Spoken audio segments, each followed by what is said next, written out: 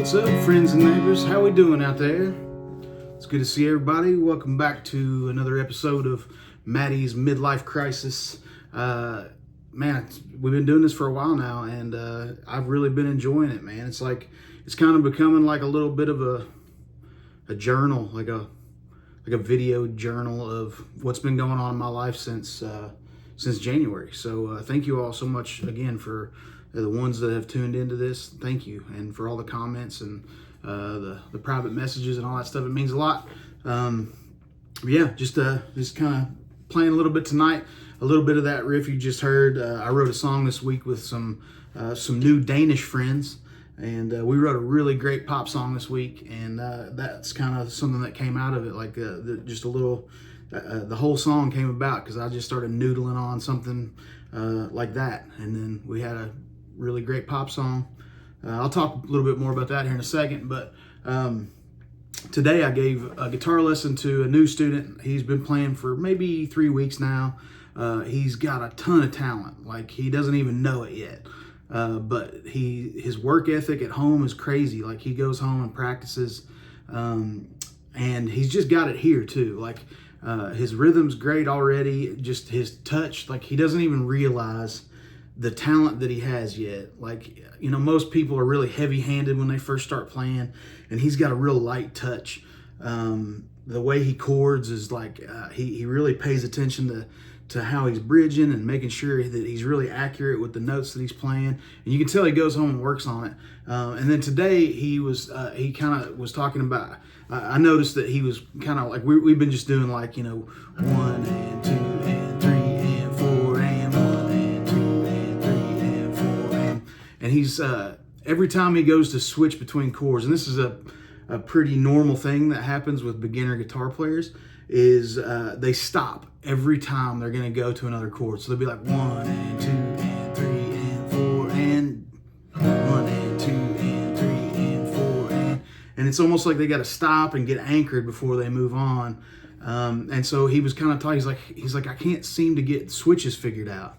And you know, I told him, I was like, man, you almost got to count it different, like 1 and 2 and 3 and 4 and switch and 2 and 3 and 4 and. But that still wasn't really clicking in his head, and it just reminded me that one of the best tips I can give to like a beginner guitar player who's starting to like work on his rhythm a little bit and learning how to, like, the switch is always a weird thing because it's kind of in between timing. It's like in time, but you've got to switch and still make it sound good without being choppy or stopping in between. And that confuses a lot of people because it's kind of more of a feel thing. It's really hard to just like count it and feel your way through it. So I kind of reminded him that like this hand is where it's at, right? Your right hand keeping time. If you can just keep time and talk and never have to stop playing, that's one of the biggest things I think that changes the game as you're learning how to play rhythm. If you can keep this hand going no matter what's going on, right? Even if this hand is like still having trouble figuring out where it wants to go, eventually this hand will catch up to this hand. But if you keep stopping and starting, you almost develop like a bad habit of hesitating every time you go to play a chord. You know, I don't know, I was just trying to think about things that when I was a young guitar player that I wish somebody would have explained that to me instead of having to fight my way through it. And it just brought it to my mind today working with this young student. But if you just keep this hand going, even if you see that,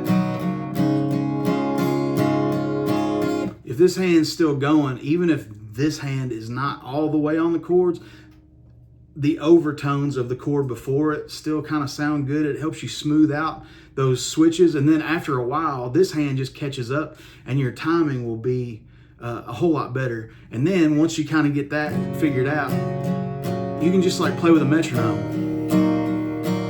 and just keep that timing. And then anytime you learn a chord that's kind of hard, you can always like feel your way through it because this hand's never going to let you down.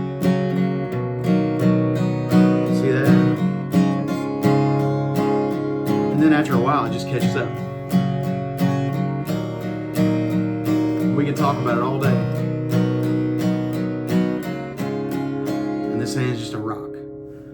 So yeah, beginner tip. I just wanted to say that right at the top of this video, because it just, working with him today, it reminded me sometimes how easy it is to forget these like basic fundamental things.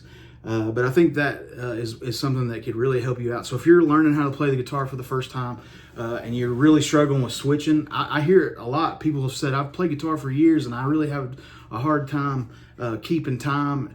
I think they worry so much about this hand that it becomes a hesitation point. Every time they're not getting this set, they want to stop. Instead of just playing through it and letting both hands and your brain kind of catch up with each other. I think that's a huge help. I don't know, leave it in the comments if you think I'm an idiot or if you think this is a great tip or whatever, but it was just something that popped in my head today and I wanted to kind of throw that out. But I hope you guys are doing well out there, and I have had, like, the last week of my life has been insane. So literally last Monday I played a show in Cincinnati, and I played like 9 to 11 with my buddy Mason Hutchison, and Mason has an incredible voice, man.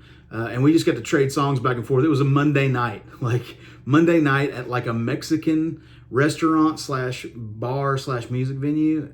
So we played for like 5 people. It was amazing.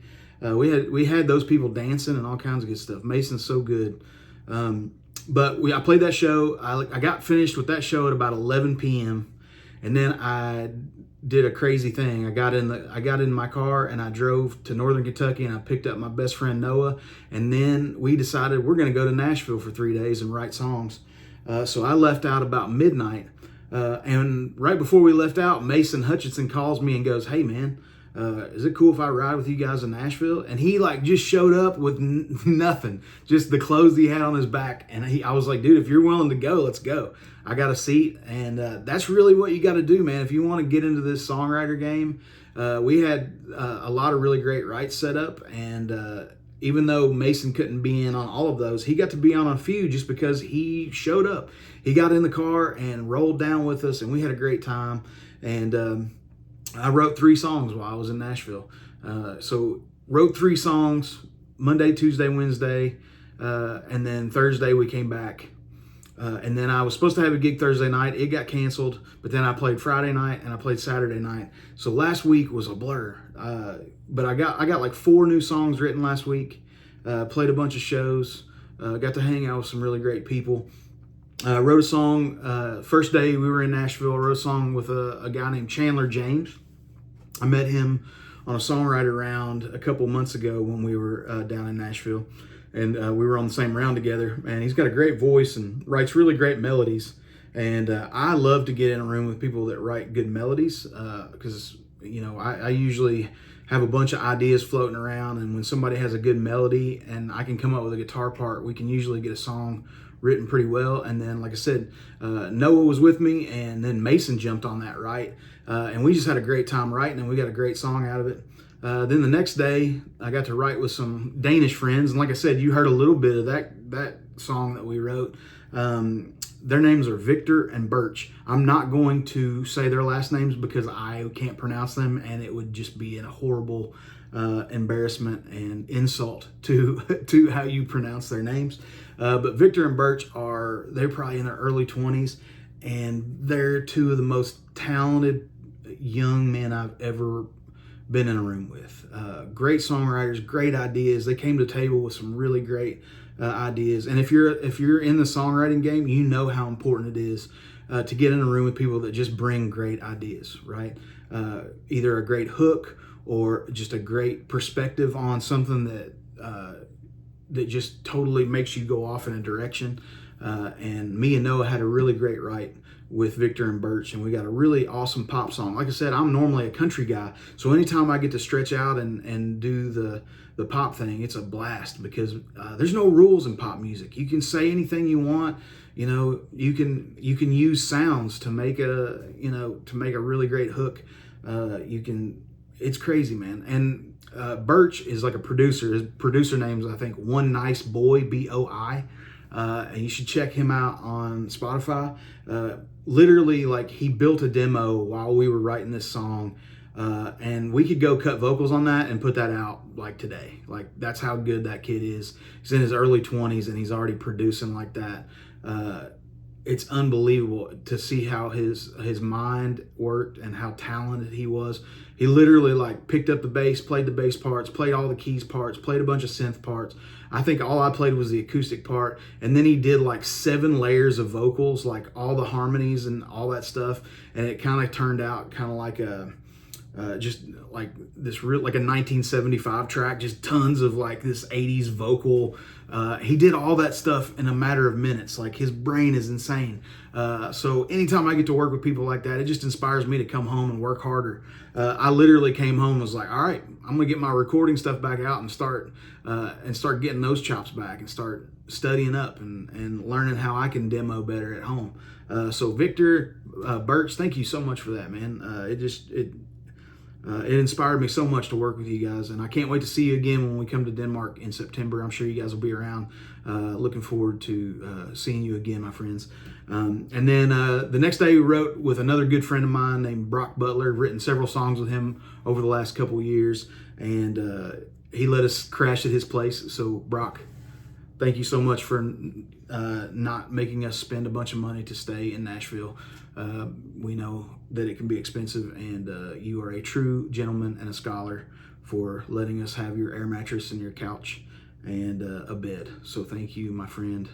And thank you for breakfast. It was delicious. But yeah, I got 3 great songs written in Nashville. Then I came home and wrote another one. Had to be like it was there for this song club thing that I do, where you have to write a song every week. It has to be at least 2 verses and a chorus. It has to be a solo, right? And the prompt for this last week was you had to write it from a female perspective, or at least the girls in the group had to write from a male perspective. I had to write from a female perspective. So that was always a fun challenge, just trying to write a song that, and try to see it through the lens of somebody of the opposite sex. So that was a blast, and really, actually, I really like that song, and I hope that maybe there's a girl out there that might want to cut it, because I really like it, and I think it could be cool for somebody. So gonna maybe run that up the flagpole and see if I can get any interest on it, maybe polish that one up, because I really like how that one turned out. But yeah, I just wanted to pop on here and let you guys know everything that's been going on. It's been amazing. Been busy. God has been blessing me left and right with opportunities, and when I quit my job in January, I was like, man, I hope I'm even able to remotely pay my bills. And so far, like, haven't missed a beat, man. Everything has been smooth sailing, and we're coming out of slow season and getting ready to head into the spring, where busy season starts to pick up. So I've been telling everybody, it's like, if slow season's been like this, then I hope that busy season is really busy, because it's been a seamless transition so far, other than just having to learn a whole new routine, and which I've been enjoying. Just being able to be creative every day has been such a huge blessing, and I've already met so many new friends in the music business just because I've had the time to say yes to things, and that really that's really been inspiring, to just be able to say yes. This week I got asked to take, I told you all about, the song Lean came out. It's already at like 17,000 plays, which is way more plays than I've ever had on Spotify. I know to some people that is not a lot, but for me, it is a huge step up from where I have previously been. So thank you all so much for listening to Lean. It means a lot. I hope that you will keep sharing it with your friends and your family and your communities. And I hope that you love that song, and I hope it speaks to you. But that song has gotten me some opportunities recently, and most recently I just got booked for a church in Alabama, where I get to come and basically tell my testimony through the songs that I write, and tell a little bit about my story. And I just thank you, Josh, in Alabama, for having me come to your church. I can't wait.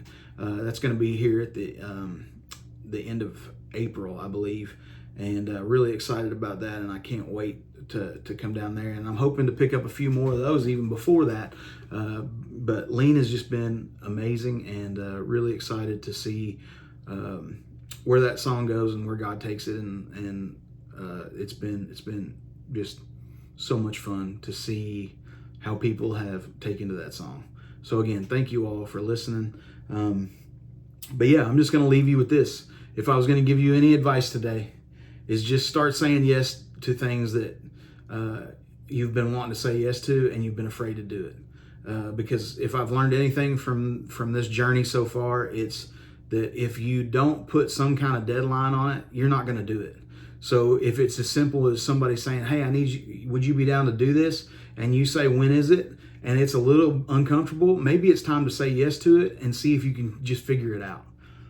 Because that's really, I think that's where some really great art comes from. When you're under the gun, but you've got a deadline and you've got no choice but to finish it. It's like messy action. It's like, get it done. Done is better than perfect. And then you realize that you actually can do these things if you make time for them. And even if you've got a full-time job or a part-time job, you can still move the needle on the things you're passionate about. So this week, I just challenge you to say yes to something that you have been previously turning down, and just see what happens. See if you can make something great out of it, or make something out of it at all. Even if it's mediocre, at least you made something this week. And that's better than acting like you're going to do it and never doing it. So, yeah. Anyway, I appreciate y'all watching this channel. I hope you will like and subscribe and leave comments and all that good stuff. But yeah, leave me in the comments. Tell me what you think about lean. And I'll see you on the next Matty's Midlife Crisis. Thank you all for tuning in. Love y'all. Grateful for every one of you. I'll see you soon.